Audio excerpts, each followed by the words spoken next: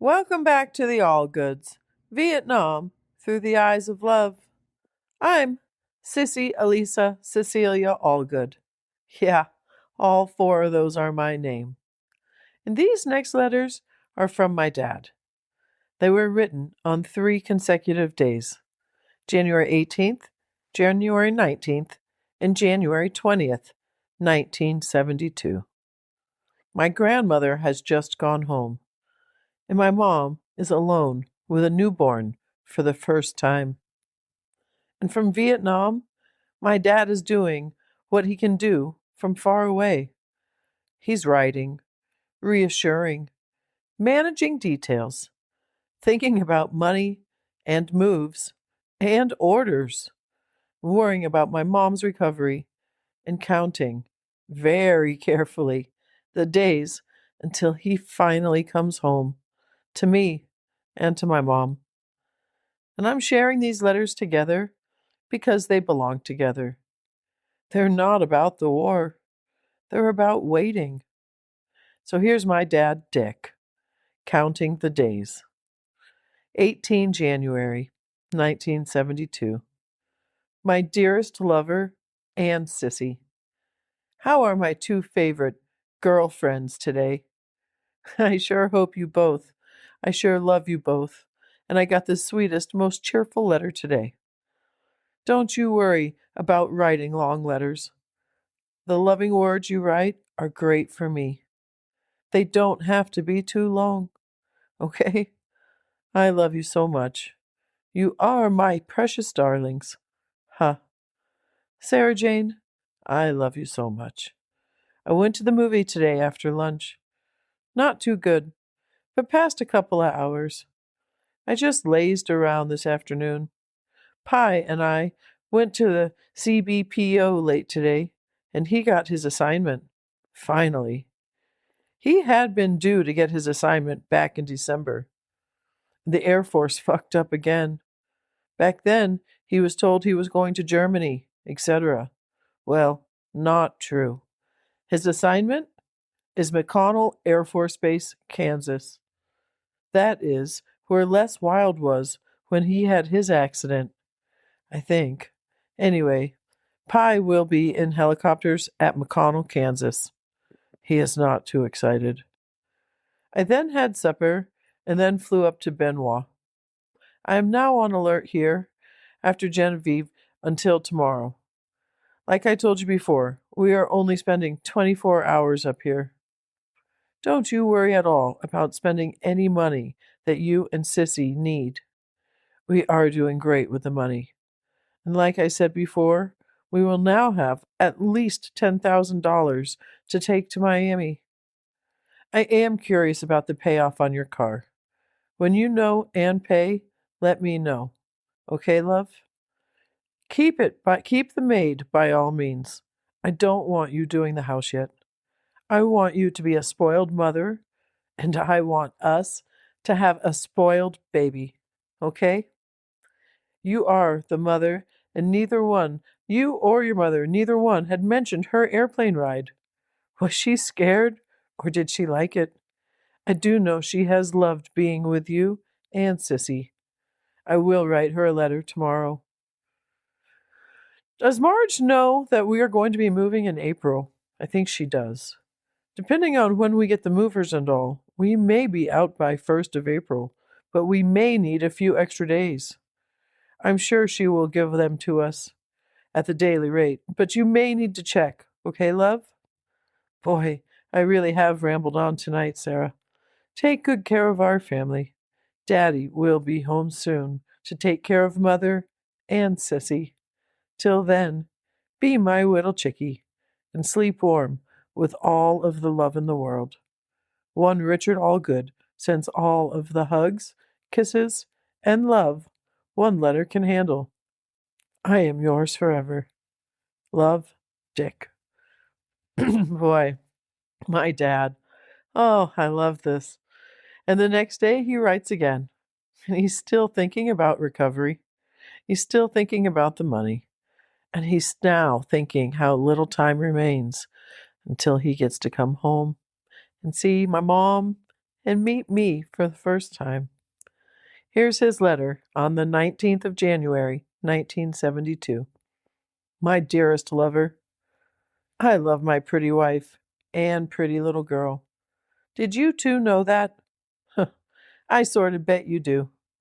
I hope this letter finds you having a happy day. How is my love's ass? Did you ever get a firm answer that you broke your tailbone again? I do hope you are healing fast. Well, I got back from Benoit about 6 p.m. today. Ken, Verl, and I had a few shooters, and then a sandwich, and then to my room. I'm now talking to my lover. I have tomorrow off, and I plan to be lazy. I wrote Paul and family today. I will write your folks tomorrow. I got a letter from Cookie. I think I told you that the Pack-Ex could not fill her order of the ring. They sent me the money back. Now she wants to order ginger jar lamps. And the pack prices have gone up a good bit lately, so I'm not sure if she really wants them. I will write her again to see if she does. If she wants them, I will order. And I hope they have those because I will be gone by the time Pack decides to write me back. But anyway, Cookie is so cute. She would love to be with you and Sissy right now. Not to mention how much I would love to be with you two pretty girls. I will say again that I am the luckiest and proudest father and husband in the whole wide world. Our letter writing days are almost over. I can't wait to be able to spend each night with my pretty wife. Sleep warm, my love, and take care of our little girl. I know you are. Don't overdo yourself. Hugs and kisses. Love, Dick. Oh, my dad, he had a way with words. And then the next day, today, January 20th, 1972. My pretty girls. He always called us that, his pretty girls. I love you. I got the sweetest letter from my pretty wife today. You are the most precious wife. Yes, I know I will see Sissy as beautiful as you do. I am already the proudest father of all. I can't wait to see, hold, and kiss, not to mention make love to my beautiful wife. I am sorry that you got out on a busy day and overdid, but you will know in the future. I'm glad your mother was still there to let you rest at night, and I hope your tailbone gets better soon. It will be like deflowering a virgin when we make love for the first time when I return. I can't wait. Well, I had mixed emotions about the news of Mike and Nancy.